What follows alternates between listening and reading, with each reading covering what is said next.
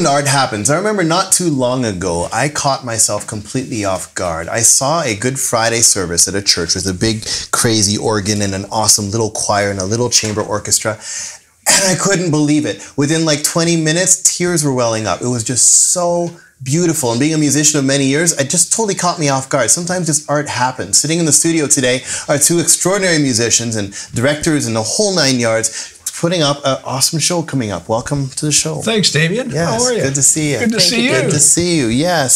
So, Sara-Dale, Hartshorn? Hartshorn, yes, and Brian Ray. Good to see you guys. Tell us a little bit about what you're up to. Well, I'm a conductor of choral works here in Collingwood, which is a new chamber choir. We started just about 2 years ago. Yes. A group of people in Collingwood and thereabouts asked me to start a small chamber choir devoted specifically to classical music. Mm-hmm. And I wondered if we could do it, and sure enough, we got together, and this is our second year. We had a very fine first year, and we're expecting another great conclusion in May, on May the 8th, to our concert. Okay. And we will feature classical music. Okay. We also do some other things as well. This year, we're going to do the Coronation Mass of Mozart, and it's likely one of the most favored 100 works ever written or composed by anybody over the years. And then we're going to follow that in the second half by some arrangements of some of the Beatles' famous numbers. Oh my gosh. And we'll also have a U.S. composer and follow that by a Canadian composer, Harry Summers, who did a group of songs from the Newfoundland Outports. So it's an eclectic type of program, no kidding, all done with orchestra and a solo quartet. Okay. The date and the time again is? May the 8th, 7:30, New Life Church here in Collingwood. Okay. Okay. That is exciting. Oh, it is. We're very excited about it. And the choir is just really coming along wonderfully. Okay. Okay. Give us a picture. How big is the choir? How big is the orchestra? What's the picture? The choir numbers about 25. We want to keep it small. In other words, chamber choir. We don't want to become the Mendelssohn choir, which is fine. It's great, but we prefer the smaller choir because we feel that we can be much better that way. And we will have an orchestra, strings, trumpet, timps, percussion, organ, piano. So it's a well-rounded group. And specifically for the Mozart, but it'll do other things as well. They'll do some of the Beatles stuff as well. And you conduct, so you pull this all together. What is it like to conduct something like that? Well, it's a thrill that people will actually listen to what you're saying and reproduce what you want them to do. And this choir is great at it. And we're performing for people and to bring joy to the people because music really is part of our culture. It's an important part of our culture from birth right until the time we die. And I think more and more it's important that we have music within our culture. There have been studies made. For instance, I was reading about a study that was made of babies who were born prematurely. And they're kept in incubation for a period of time, and yet they gain weight more easily and are dismissed earlier if they listen to 30 minutes of Mozart a day. Proven fact. And if you have somebody with Alzheimer's and you play music for them, it mellows them out a bit without any drugs. Now, they also need the required drugs as well, but it really helps. And this is very important for our culture. And I think it's important that we have young people do this, and hence we're having a young quartet who just graduated from the university, who are beginning their careers professionally, and they're going to come and sing and perform this Mozart Coronation Mass with us. Where's the quartet from? They're from all over, Toronto, London, one's from Calgary, but they all attended the University of Western Ontario. Wow. Wow, wow, quite the reach. Oh, and they're a fabulous group. It is amazing what science has been doing. I remember watching a study on, because MRIs as well, you can see the brain light up. And they show someone watching art, and you see the occipital lobes kind of doing stuff. and then from there, you see someone listening to music, and many parts, their emotional centers light up. They're visualizing the music, so the visual cortex goes, their auditory cortex goes, and all this goes simultaneously. And then they actually just recently did it where I see a musician playing, and supposedly it's like a light show in your mind, where you have it's amazing what it does for the brain. Music. Oh, it's incredible. Yes. And there have been studies done, as you likely know, that for instance they played music and had students go to music classes, and they performed at a higher level after 2 years than those that didn't. So it's an important part of our culture.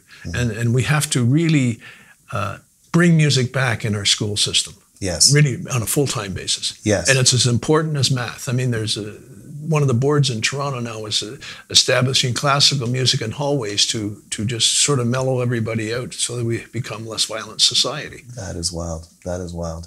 A little known secret, I have my little mental moments. I never was really good at math until I realized how my brain works.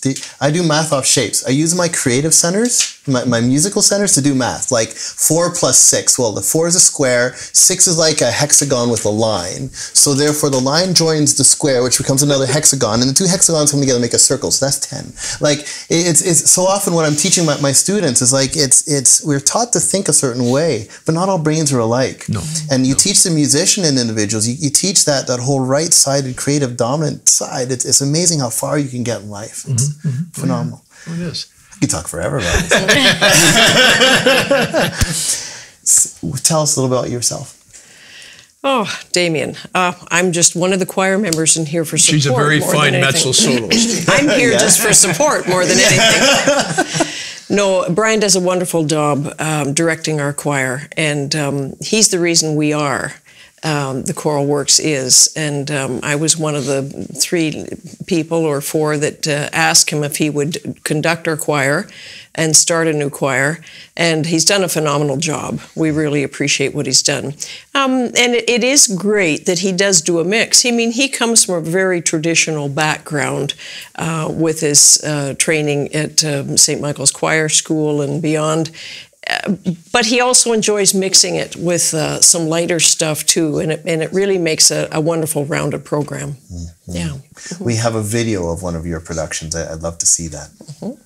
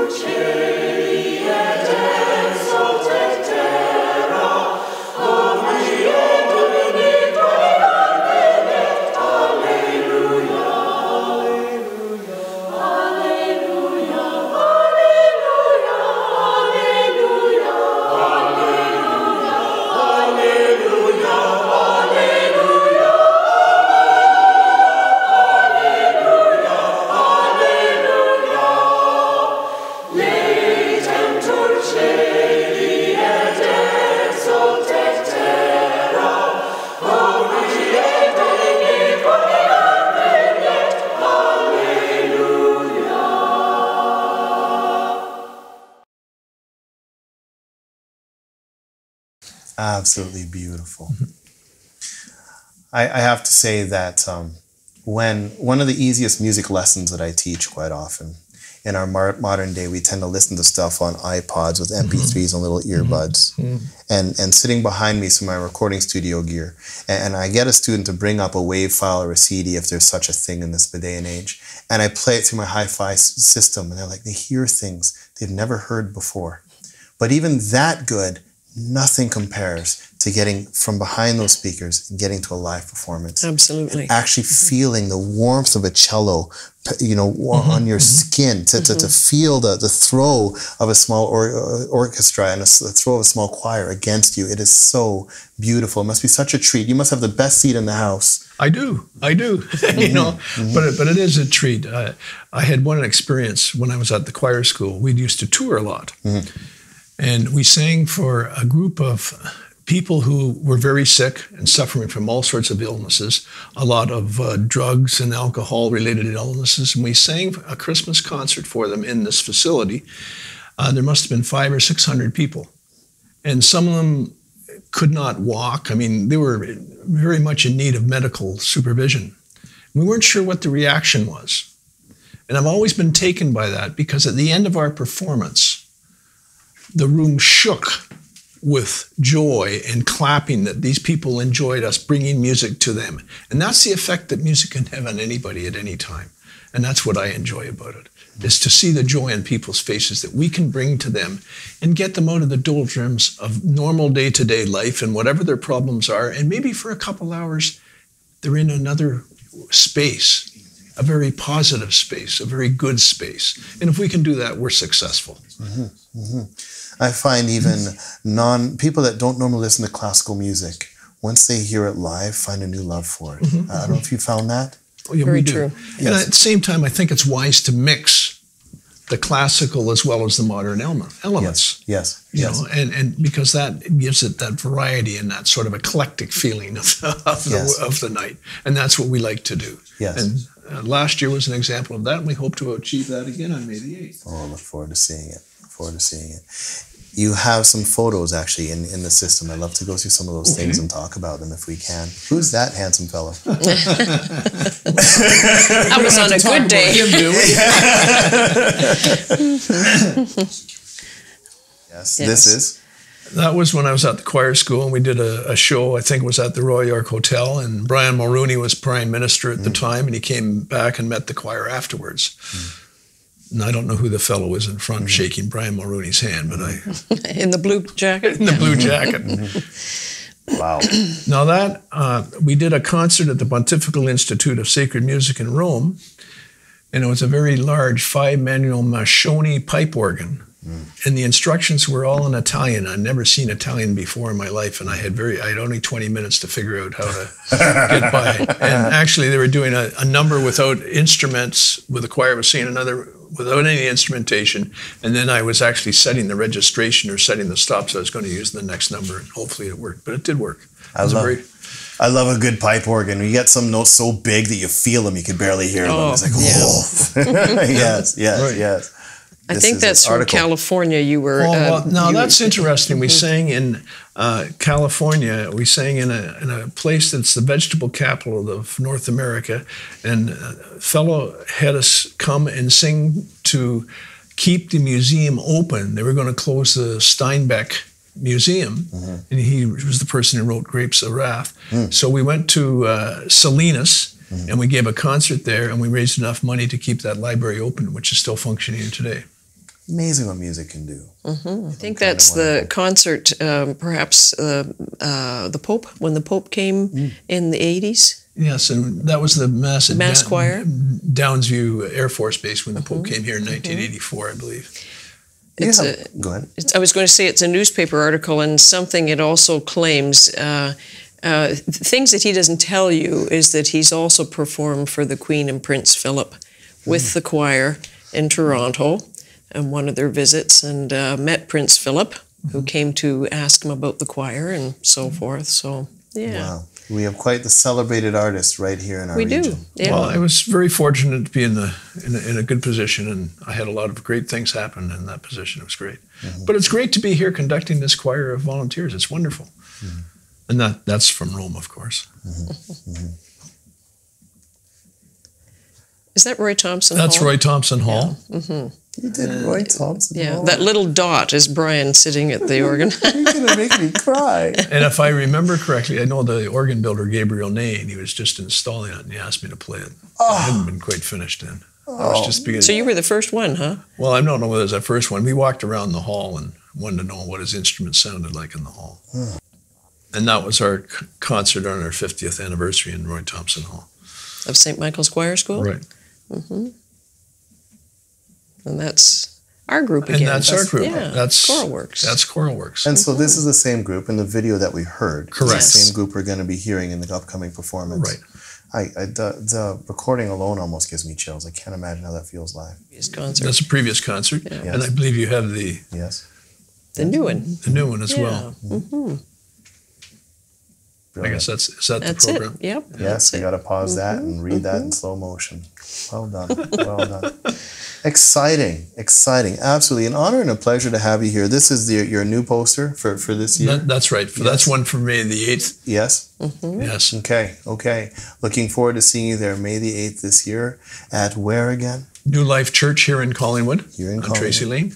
Excellent. And there's a phone number on the poster, and you can go to our website, choralworks.ca, and you can get all the information regarding the program. Sometimes art happens in a big way, and you guys are doing big things. Pleasure having you on the show. Thank you for having us, so Damon. much. Have a good night. Thank you. See you on the next show. Art Happens is brought to you in part by the Spalding School of Music, Backland Photography, and bacon, or bacon-free substitute for our vegan friends.